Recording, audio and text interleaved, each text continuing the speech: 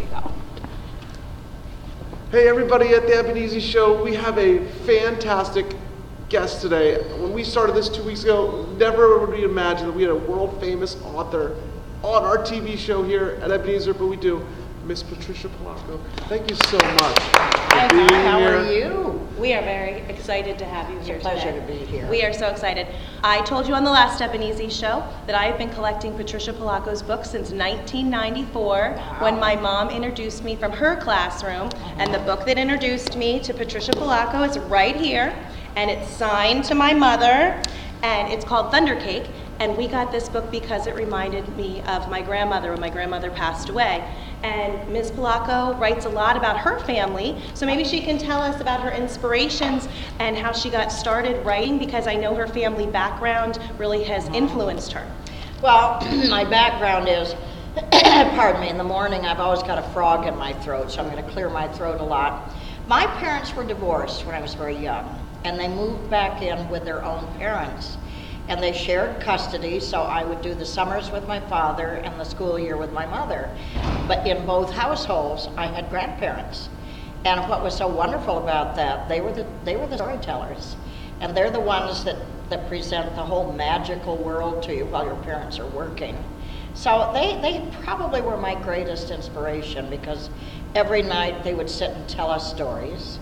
Mind you, in my day, we did not own a television. Did not own one, so our evenings were spent listening to wonderful stories. So I would have to say that's probably the inspiration.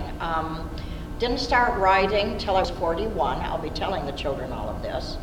And I think what inspired me to write then is my son was diagnosed with insulin-dependent diabetes. And he was sent home from the hospital with shopping bags full of material to read. And he's just a little boy. So the very first book I did was a book for him, showing him what he had to do to be standing by the end of the day. That's wonderful. So that's how it all started. That's very cool. I think I feel an attachment to you when I first learned about you, because my sister has disabilities, and I know you wrote about in your one book how it was hard for you to read and write growing up, and also because my grandmother lived with us growing up. And so my grandmother told us stories. She moved in with me when I was in fifth grade, and I grew up hearing all her stories and just sitting there at night listening to what my mom was like growing up and everything else. So I think that's what drew me a lot to you growing up. Well, when I was little, I was fascinated with these people telling me about the olden days. Yes, I agree. And what's astonishing to me now is I have grandchildren, but they're not quite old enough to ask me this. But their friends will come to me and say, "Tell us about the olden days." And I'm kind of thinking, what do you mean olden days? Well, all right, I guess it is. I think the fact that they told me stories made me feel loved generations before I was born, as if the world was in total preparation for my being here, which is a wonderful way for a kid to feel. I think so, and I think a lot of times we are on our phones and our devices too much, and we're not talking to our children enough and sharing those stories and being oral storytellers. So I think that's something that's very important that we have to keep passing down. Well, you know, what I hear some parents say to me, they say, I don't come from an interesting family like you do. And I go, oh, yes, you do. You just haven't asked the right questions. You ask the right questions, you're going to hear your own history. So it's a question of, taking time to be with the older people in your family and be prepared to sit down and listen to how things were. I agree. My father-in-law is 95, Oh, and my man. daughter just interviewed him for a legacy project she was doing. Wow. And we knew a lot of the things because he was in World War II, but just sitting down and taking notes and videotaping her, talking to him, asking questions that she was interested in knowing about his past was very insightful the other night, and I think very meaningful for our family, and I think that's important for families to do. This is my favorite book. Thank you, Mr. Falker. And last week I told you on our show the back page makes me cry every year. Can you tell us a little bit about this book, since we're in a school and it's just such a great school book about teachers? Well, I have dyslexia, dysnumeria, dysgraphia, and failure of sensory integration, which actually of all of them was the worst, because I can't hold still. And as a little person, we were forced to. Right. Well, I can't learn if I'm not moving. I have probably 100 of these in my house.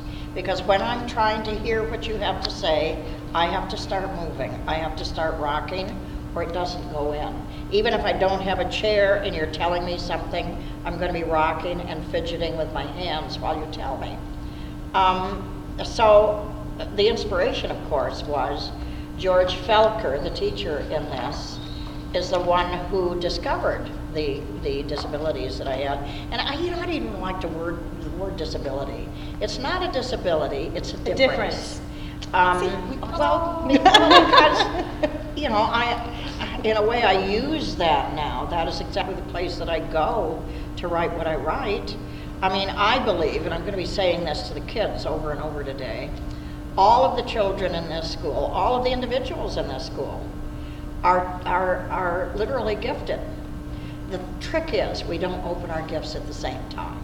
That's a lovely When I was thought. little, it took me forever, and I assumed I was dumb, and that just isn't so. So that was the inspiration for this story. My artwork is something that I've always had because my particular difference, if one side of the brain shuts down, the artistic side goes into high gear. Mm-hmm. The other aspect of this story is I was brutally teased. And your older kids, I'm going to be talking to them about that because I don't think it's cute and I don't think it's funny, especially if you are the victim of teasing. So, I think kindness matters. I think we need to unsharpen the horns and do our best to reach out to each other and touch each other and listen to each other and love each other, because I think that's probably our only hope. So that's true in this story. But Mr. Felker, mm-hmm. his real name was Felker, mm-hmm. Because I can draw any of you and use you in a book against your will. I can't use your name. Right. No. If I use your name, your parents have to sign a release. If you are an adult, you have to sign the release. He was out of town. When this book came out, he was off in Europe touring, and the publisher said, "Oh, no release." So they changed just one letter of his name, and apparently that was enough. They call that deniability. Yeah. But certainly that's who he was. And he was the teacher that started my love affair with teachers, because I think they are the greatest heroes in this country. I think you are. Thank you. Thank you. And we got some really awesome teachers here at Ebenezer that have some, Mrs. Bickle here use open classroom seating. We have another teacher that has all kids sitting on yoga balls. So mm-hmm. It's really awesome to hear that you embrace that idea of moving around and listening and all the differences that we have, because I think it really can be an inspiration for our children out there, mm-hmm. that you don't always have to be the same or fit into that box. Oh no, I think that's the beauty of mankind, is we're so different from each other. But this is what we need to do, though, is start celebrating the difference. Oh, absolutely. I agree. Instead of pointing out somebody that is different and deciding that you're just going to gang up on them like chickens in a hen yard when they peck sure. some chickens different. So that's what we do. Thank you for explaining all of that mm-hmm. book to me. And then the other book I wanted to bring up was Just Plain mm-hmm. Fancy, because in our area we have the Amish. Mm-hmm. I don't know if you've seen any Amish buggies go by while you were up at Hershey. No.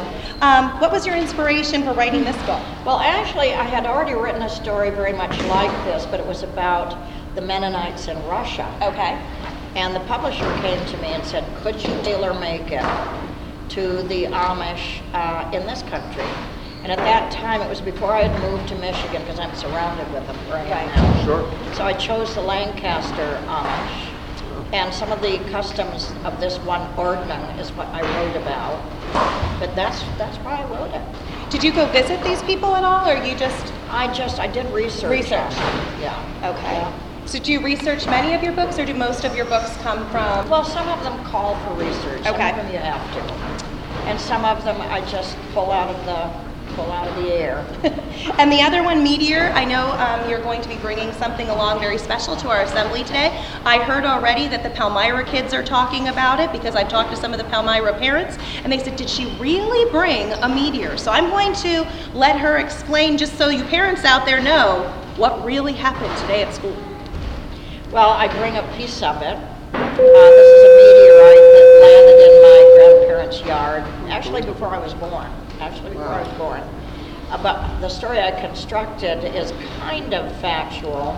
But I bring a piece of it around so the kids get to touch it and wish on it. But it's not what you think. There's 3 wishes they can't make. They can't wish for money, they can't change other people with a wish, and they can't wish for toys or things.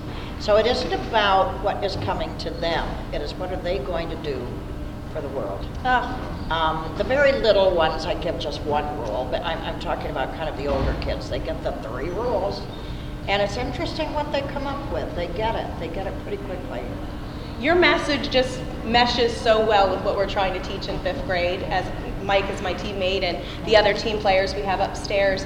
We're just really trying to emphasize kindness this year and being yourself and just doing your personal best. Yep. And just, my class quote is, be the good you want to see in the world.